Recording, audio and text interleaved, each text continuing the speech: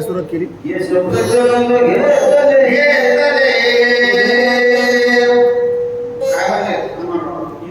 पुढी सुटली का वही बरोबर आहे का? चल द्या राईट आहे.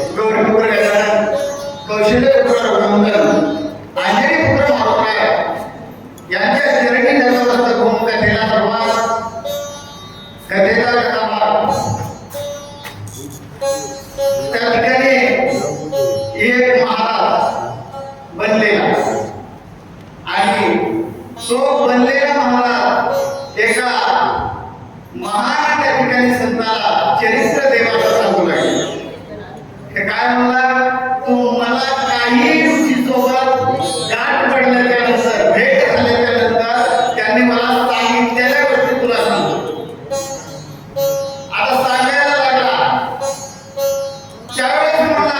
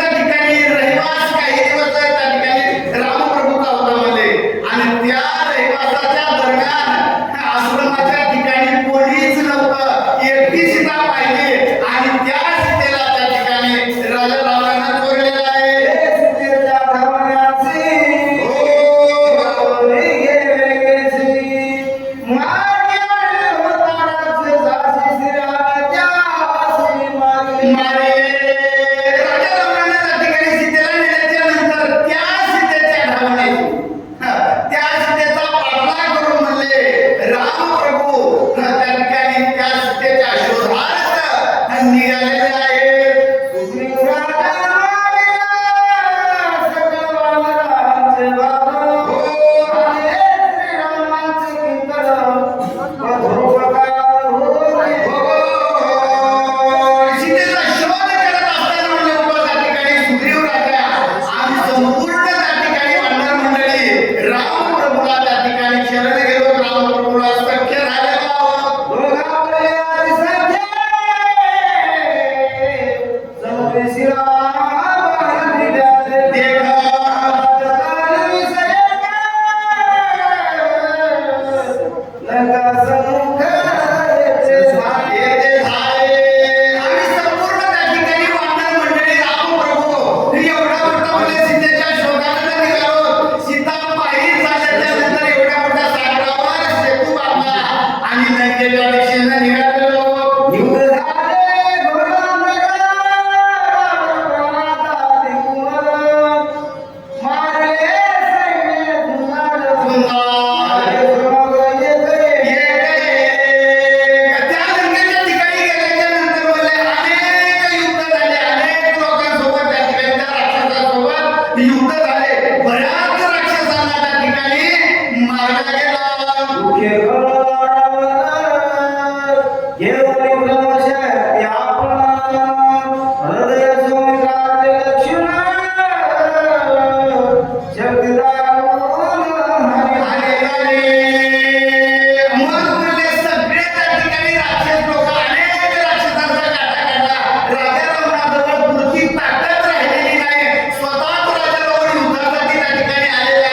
युद्ध करत असताना ब्रह्मशक्ती त्या राजाला उचललेली आहे.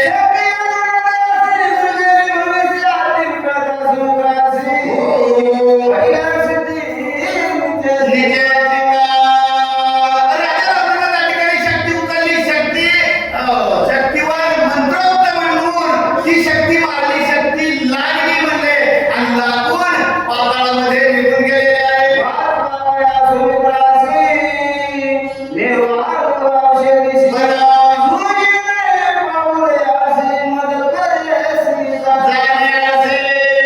आणि त्या शक्ती भेद झाल्यामुळे बोलले लक्ष्मणजी निचेष्टित अवस्थेमध्ये पडलेला आहे रणांगणाच्या ठिकाणी आणि त्या लक्ष्मणाला उठवण्यासाठी त्या शक्तीवर परिणाम करून परिणामकारक औषधी आणण्यासाठी मी इथपर्यंत आलेलो आहे. लक्ष्मणाला उठवण्याच्या कारणानं मला लवकरात लवकर जायचं आहे.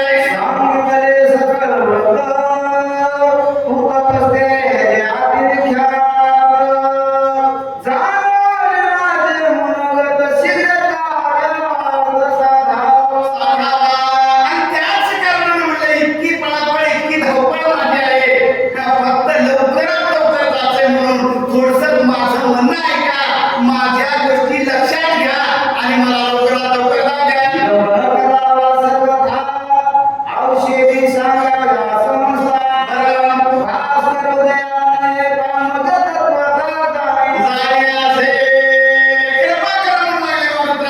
माझी विनंती आहे. मी काही गोष्टी तुम्हाला बोलतोय. मला शक्ती भेद लक्ष्मणाला झालाय आणि त्या शक्ती भेदातून लक्ष्मण त्या ठिकाणी सावध करण्यासाठी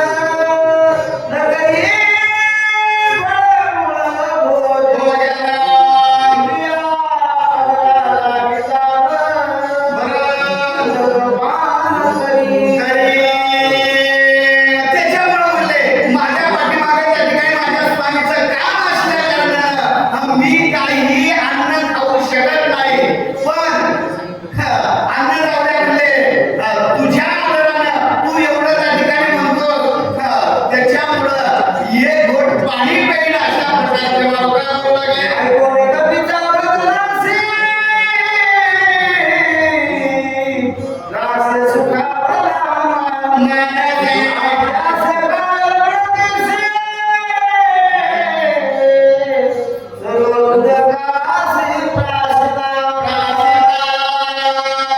पाणी पितो एवढे शब्द त्या ठिकाणी त्या गाण्याने ऐकले म्हणले इतका आनंदी झाला काय विचार मनामध्ये करू लागला मनातलं बोलला म्हणले याला पाण्याला घातल्याच्या नंतर या सरोवरामध्ये ग्राही आहे हे सगळ्याला माहित आहे नवे आपल्याला आपल्या मालकानं सांगितलेलं आहे राजारामानं सांगितलं होतं नाही त्या तळ्यामध्ये ग्राही आहे जेणेकरून मालकाला त्या पाण्यात जाता एवढं काम करत होता मग मला आता मनाने जातो म्हणाले आनंद त्या ठिकाणी मनामध्ये वाटू लागला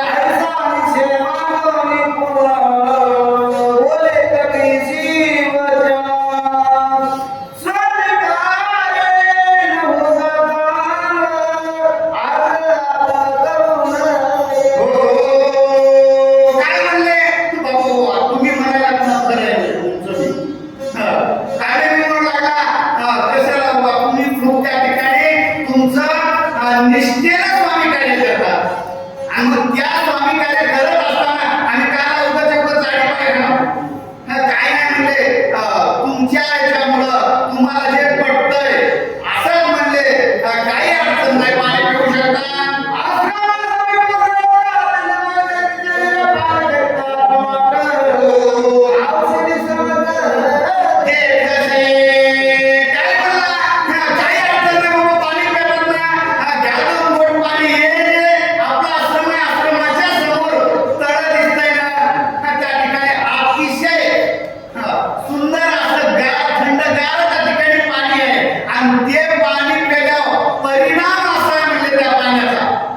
ते पाणी प्यायल्याच्या औषधी दिसतात तुमचं काम होतंय अशा प्रकारचा तो झालेला महाराज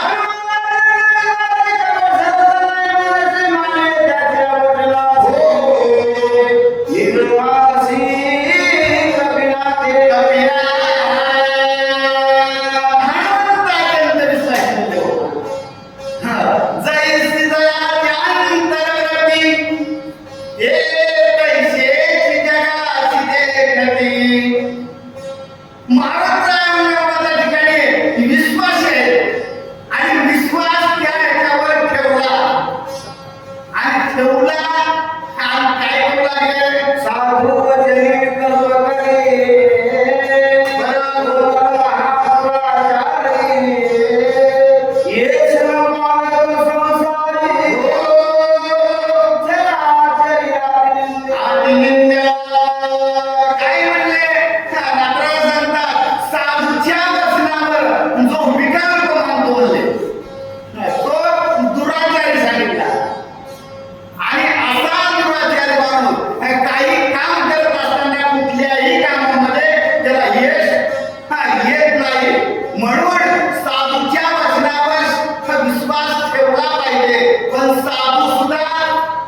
तसा असला पाहिजे आणि महाराष्ट्रानं काय नेहमी साधू होता झालेल्या साधूच्या शब्दावर विश्वास ठेवलेला आहे आणि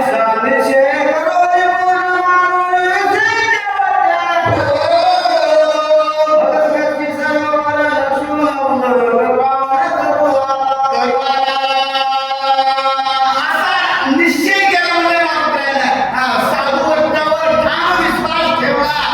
समोर तळ्यात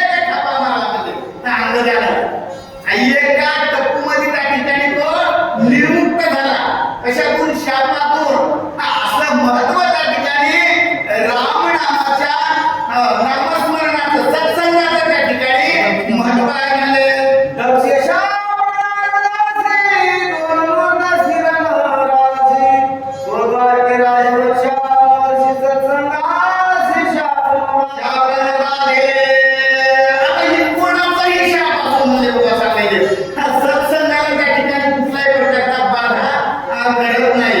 जसं म्हणले या सत्संगामुळं या ठिकाणी ग्राहीचा उद्धार व्हायला, सत्संगामुळं तो दंडक नावाच्या राजाचा मुलगा सुद्धा उद्धार पावलाय.